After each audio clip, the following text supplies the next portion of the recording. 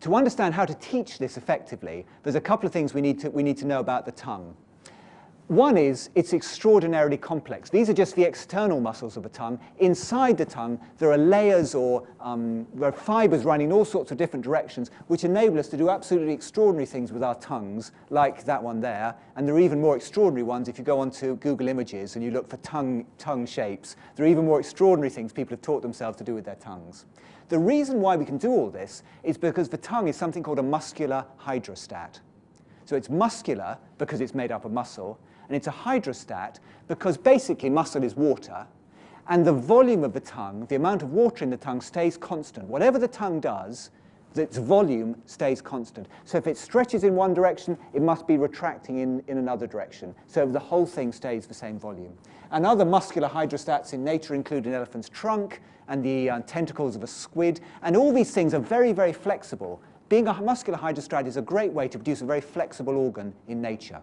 But the key thing is that it conserves its volume. You can't change the volume of the tongue. What this means is that when we talk about the tongue spreading at the back and touching the molars, it's that action which is the most primitive action in English. It's the fact that English speakers have contact between the sides of their tongue at the back with their molars. By spreading at the back, the tip automatically gets retracted because the tongue is a muscular hydrostat. So when we're teaching our students about the English articulatory setting, we shouldn't be saying, take the tip of your tongue back. Because if they don't change the back of their tongue, they're going to end up with a very unnatural position. It's not going to be sustainable. What we need to do is to get students to spread the back of their tongue, and that will naturally get the tip of their tongue in the correct relationship with the alveolar ridge and for all other English sounds. So there's a number of ways that one can try and illustrate this for students. Judy Gilbert had the very nice idea of imagining that you were sitting in your throat and looking forward in your mouth. So she's looking forward from the back of her throat through her teeth, which are in the front of this diagram. And you can imagine that the sides of the tongue in English are coming up and touching the rear molars. And a woman called Pam Mashala, who's an American speech and language pathologist, calls it the butterfly position, because you've got the wings of the butterfly up at the back, and then you've got a flatter area in the middle here. However, we found that there's actually a better way. From teaching point of view, there's a better way than showing these pictures here. And what we do is we use Cuisenaire rods to produce a three-dimensional model for our students so they can examine it, feel it, see how it works inside their own mouths. And this is how the model works. What we do is we use little white rods to represent the teeth and red rods to represent the tongue. And down here we've got, for example, a French tongue in its the natural articulatory setting for French, with the tip of the tongue touching the lower front teeth. And up there we've got an English tongue. And what you notice about the French tongue is there's no contact here. It's been lengthened, so there's no contact with the side teeth at the bottom. With the English tongue, and you'll notice there are 8 rods here, 8 red rods here, there are 8 red rods up there. So the tongue is maintaining, it's conserving its volume.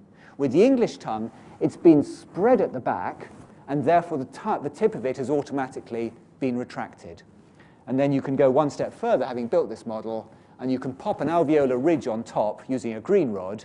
And then it's very obvious to everybody that in a language like French or Japanese, when you want to make contact between your tongue and the alveolar ridge for T or D or N or L, it's going to be the blade of the tongue which touches the alveolar ridge, whereas the natural thing for English is for the tip of the tongue to touch the alveolar ridge.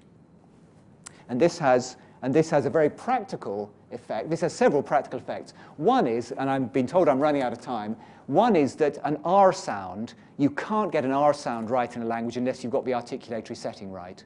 So a very nice exercise to do is to get students to do this with the English and French articulatory settings, if you're teaching French students, and similarly this. And you'll find that a French R comes out as a result of a French articulatory setting, and you can't produce an English R that way. So we won't do that now because we're running out of time. It's a very nice exercise to do because R is a real litmus test for whether you've got your articulatory setting right or not.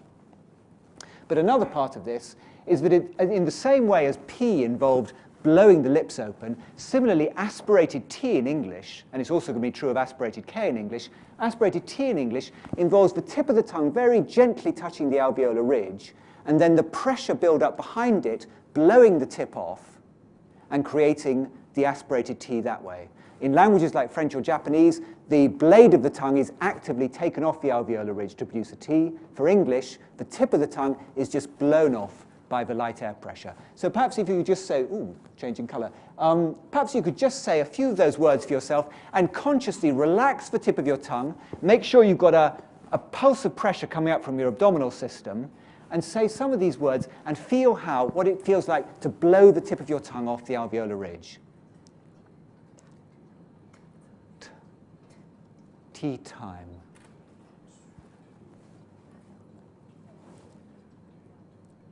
Okay, and I won't go through these other examples here, but similarly we need to get into two-syllable words, and the same issue comes up with English tea, that of course it's unaspirated in situations where there isn't a pulse of energy coming up from the respiratory systems here. So again, another very nice exercise where students can be successful and know that if they come into the class saying tea for two in French, and they end up going out of the class saying tea for two, they know that they're now doing it right, that they're speaking a different language from French, and they can practice that when they go outside the classroom. They know what they have to do with themselves in order to produce an English tea.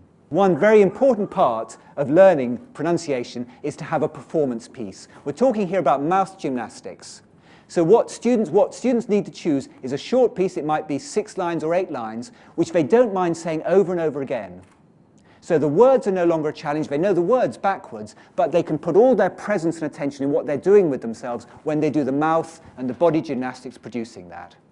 I mentioned that we do this before we do sounds. Once you get practice, once you've become familiar with what's involved in these sorts of exercises, all the work that I've been describing can be done in an hour or less than an hour in a class. And we strongly suggest that this is the preparation for doing sounds later. This work will pay huge dividends when you actually start working on sounds and other aspects of English pronunciation. And the investment is just about an hour of their time and your time. And then the final thing to say is that another very big advantage of doing this kind of work before you do sounds is that students get a sense of English pronunciation as a system. It's no longer just 24 or a whole range of new sounds. The teacher keeps throwing in new sounds which the students have to master, and it just becomes something which is intractable and difficult. Students get a sense from this of the underlying systems behind English. The fact there's a setting for the tongue, the fact that stress is produced with the respiratory system.